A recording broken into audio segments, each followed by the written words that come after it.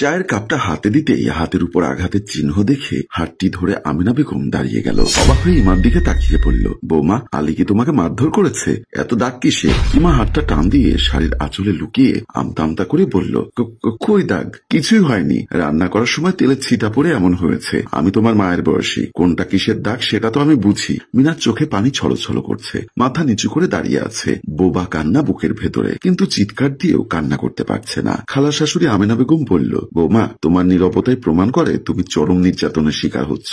আমি আলীকে তো ভালো করেই চিনি, ও তো বদমেজাজি ছেলে না, ও তো খুব শান্তশিষ্ট স্বভাবের ছেলে। তাহলে অমানুষের মতো আঘাত কে করেছে তোমায়? বলো বৌমা, চুপ করে থেকো না। মিনা গুমরে কেঁদে বলল, খালা, কি আমাকে প্রায় সময় কারণ ছাড়াই অকথ্য ভাষায় গালাগাল করে, মারধর করে। কি বলছো তুমি? কিয়া তোমাকে মারধর করে? আমি বুঝতে পেরেছি, ও আর ভালো হতে পারলো না। ওর স্বামীটা অনেক ভালো ছিল, ওর দোষেও সংসার করতে পারেনি। তা আলীকে তুমি কিছু বলো না? বোন ভক্ত মানুষটাকে আর কি বলবো, শুধু একটা কথা বলে আমায় সান্ত্বনা দেয়, তাহলে সব ঠিক হয়ে যাবে, একটু অপেক্ষা করো। ওর কাছ থেকে টাকা নিয়ে ব্যবসা করছি, ওকে কিছু বললে হিতে বিপরীত হয়ে যাবে। খালা, দিনের পর দিন চলে যাচ্ছে, কিন্তু কোনো কিছুই আর ঠিক হলো না। দিনে দিনে আমার প্রতি আরো অত্যাচারের পরিমাণটা বেড়েছে। সব ঠিক হবে এই কথা আমি বলবো না, কিন্তু ঠিক কিভাবে করতে হয় তা বলে যাচ্ছি। শুধু নিজেকে কঠিন করার চেষ্টা করো, আমার দ্বারা তা সম্ভব না। কে বলেছে সম্ভব নয়? শোনো, বলে ইমার কানের কাছে মুখ নিয়ে ফিসফিস করে কি যেন বলতে লাগলো। পরদিন কেয়া চিৎকার করতে করতে রুম থেকে বের হলো। এই বাড়িতে কি মানুষজন আছে নাকি মারা গেছে? এখন কটা বাজে? এখনো আমার জন্য নাস্তা রেডি হয়নি কেন?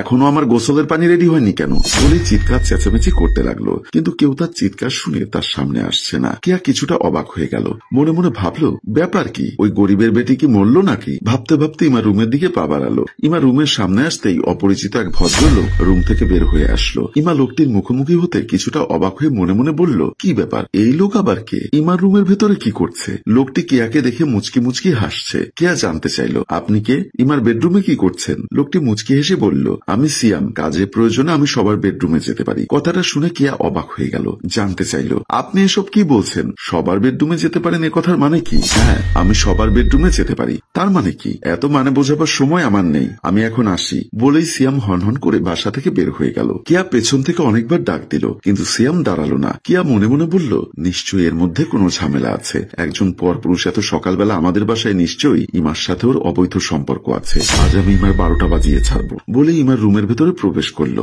রুমের ভেতর ঢুকে কেয়া তো অবাক, রুমের মধ্যে কেউ নেই। রুমের চারিপাশে তাকিয়ে ইমা ইমা বলে ডাক দিল, কিন্তু ইমার কোনো সারা শব্দ নেই। কেয়া মনে মনে ভাবলো, ব্যাপার কি? ইমা কোথায় গেল? এবার ইমা ইমা ডাকতে ডাকতে রুম থেকে বের হয়ে গেল। সোজা খালার রুমে প্রবেশ করতেই আমিনা বেগম বলল, কি হয়েছে? এভাবে চেঁচামেচি করছিস কেন সকালবেলা? আর বলো না খালা, অনেক বড় ঝামেলা হয়ে গেছে। কিসের ঝামেলা হয়েছে? ইমার রুম থেকে একটা অপরিচিত লোককে আমি বের হতে দেখেছি। কি বলিস? অপরিচিত ছেলে বৌমার রুমে আসলো কোথা থেকে? কোথা থেকে আসছে সেটা আমি জানি না, ওই ছেলে আমাকে পরিচয় দেয়নি, কিন্তু ইমার রুম থেকে বের হয়েছে। তার মানে ইমা ওই ছেলের সাথে পরকিয়া করে। তুই কি বৌমাকে ওই ছেলের সাথে জড়াজড়ি করতে দেখেছিস? না, এমন কিছু দেখিনি। তাহলে কিভাবে সন্দেহ করিস? কিন্তু ওই ছেলে তো ইমার বেডরুম থেকে বের হয়েছে। বৌমার রুম থেকে বের হওয়া মানেই তো এটা প্রমাণিত না যে বৌমা ওই ছেলের সাথে অবৈধ সম্পর্ক করে। ওই ছেলে তো চোর বাটপারও হতে পারে। খালা, চোর হলে আমাকে দেখে ভয় পেত, কিন্তু ওই ছেলে চোর না, দেখতে সুন্দর, একেবারে প্রেমিক পুরুষ।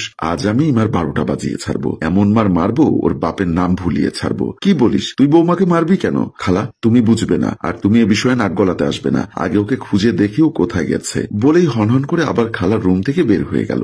আমিনা বেগম মনে মনে বলল, এবার খেলা জমবে। ড্রয়িং রুমের ভেতরে প্রবেশ করতেই কেয়া আবার অবাক হয়ে গেল। দেখতে পেল সিয়াম সোফার উপর পায়ের উপর পাতলে বসে কেয়ার দিকে তাকিয়ে মুচকি মুচকি হাসছে। সামনে এসে দাঁড়াতেই সিয়াম কোমর থেকে একটা পিস্তল বের করে হাতে নিয়ে নাড়াচাড়া করতে লাগলো। চমকে উঠল, প্রচন্ড ভয় পেয়ে কাপা কাপা গলায় বলল, আপনি কি ডাকাত?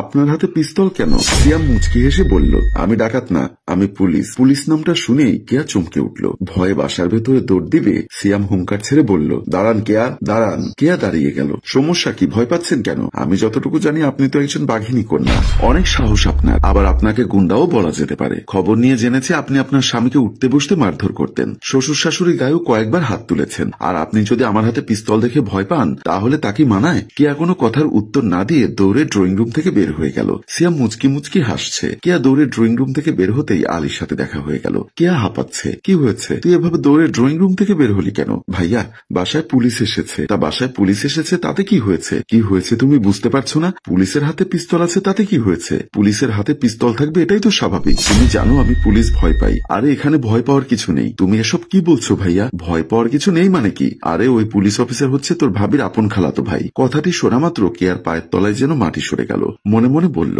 এতদিন আমি ইমার সাথে কত খারাপ ব্যবহার করেছি, ইমার উপর কত অত্যাচার করেছি, কত মারধর করেছি। এগুলো যদি ইমা ওর ভাইয়ের কাছে বলে দেয় তাহলে তো আমার অবস্থা শেষ। এখন আমি কি করব? ভাবতে ভাবতে কেয়া দৌড়ে ইমার রুমের দিকে চলে গেল। রুমের ভেতর ঢুকে দেখলো ইমা ও খালা কথা বলছে। কেয়াকে দেখতেই আমেনা বেগম বলল, কেয়া, তুই আসলে শুধু শুধু বৌমাকে ভুল বুঝছিলি। ওই ছেলেটা হচ্ছে বৌমার আপন খালাতো ভাই। আমি জানতে পেরেছি খালা, সেজন্যই তো ভাবির কাছে ছুটে আসলাম। এবার ইমার হাত ধরে ইমাকে অনুনয় বিনয় করে বলল, ভাবি, আমার ভুল হয়েছে। আমি অনেক সময় তোমার সাথে খারাপ ব্যবহার করেছি। তুমি আমাকে মাফ করে দাও। আমি আর কোনোদিন তোমার সাথে খারাপ ব্যবহার করব না। আমি তোমার পায়ে পড়ছি। তুমি তোমার ভাইয়ের কাছে কিছু বলো না। আমেনা বেগম বলল, আমি তো তোর কথার কিছুই বুঝতে পারছি না। তুই ভয় পাচ্ছিস কেন? খালা, আমি অনেক সময় ভাবির সাথে খারাপ ব্যবহার করেছি। তুমি একটু ভাবিকে বলো, ভাবি যেন আমাকে ক্ষমা করে দেয়। তার খালাতো ভাইয়ের কাছে যেন কিছু না বলে। এমনিতে পুলিশ আমি খুব ভয় পাই। আমেনা বেগম বলল, তাহলে এই কথা? তুই পুলিশ ভয় পাস? বৌমা, ও যখন পুলিশ ভয় পায় আর তোমার কাছে ক্ষমা চাইছে, তখন না হয় এবারের মতো ক্ষমা করে দাও। ইমা বলল, ঠিক আছে, ক্ষমা করে দিব। কিন্তু খালা, আপনি বলে দিন আজকের পর যেন